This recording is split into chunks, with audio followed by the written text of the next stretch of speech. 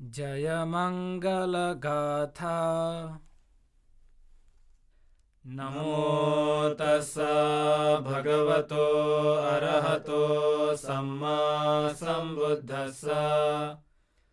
बाहुं सहस्रमविनिर्मितसायुधन्तं गिरिमेखलं उदितघोरससेनमारं। दानादिधम्मविधिना जितवा मुनिन्दो तं तेजसा भवतु ते जयमङ्गलानि। मारातिरेकमभियुज्जितसब्बरतिं घोरं पनालवकमखमतदयखं खन्ति सुदन्तविधिना जितवा मुनिन्दो तं तेजसा भवतु ते जयमङ्गलानि। नालागिरिङ्गजवरं अतिमत्तभूतं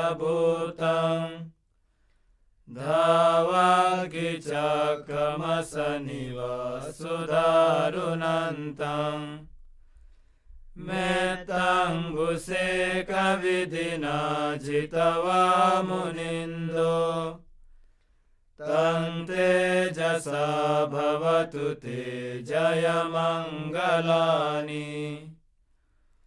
उक्खितखड्गमतिहतसुदारुणन्तं धावन्ति योजनपथङ्गुलिमालवन्तम् इद्दिविसङ्कतमनो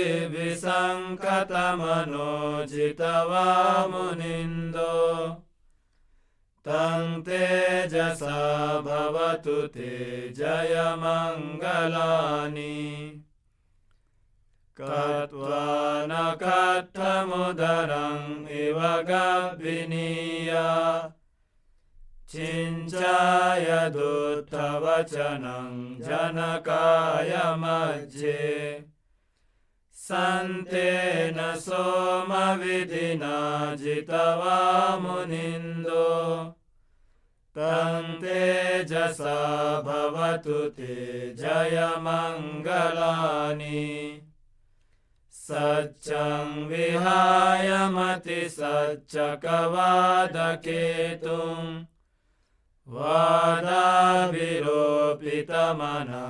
अति अन्धभूतं पञ्ज्ञापदीपचलितो जितवा मुनिन्दो तं तेजसा भवतु ते जयमङ्गलानि। नन्दोपनन्दभुजगं विबुधं महिद्धिं पुत्तेन थेरभुजगिना दमापयन्तो इद्धोपदेशविधिना जितवा मुनिन्दो तं तेजसा भवतु ते जयमङ्गलानि। दुर्गाहदित्यभुजगेन सुदत्तहस्तं ब्रह्मं विशुद्धिच्युतिमिति बकाभिधानं ज्ञानागदेन विधिना जितवा मुनिन्दो तं तेजसा भवतु ते जयमङ्गलानि। एतापि बुद्धजयमङ्गल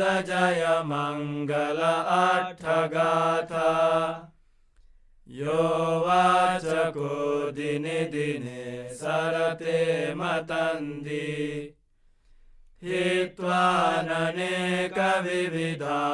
चुपद्धवानि मोक्षं सुखं अधिगमय्य नरो सपन्यो एतेन सच्चवज्जेन सोत्थिते होतु सर्वदा एतेन सच्चवज्जेन सर्वदुःखा विनाशन्तु एतेन सच्चवज्जेन सर्वभया विनाशन्तु एतेन सच्चवज्जेन सर्वरोगा विनाशन्तु एतेन सच्चवज्जेन होतु ते जयमङ्गलम् एतेन सच्चवज्जेन पातु ते रतनत्रयम्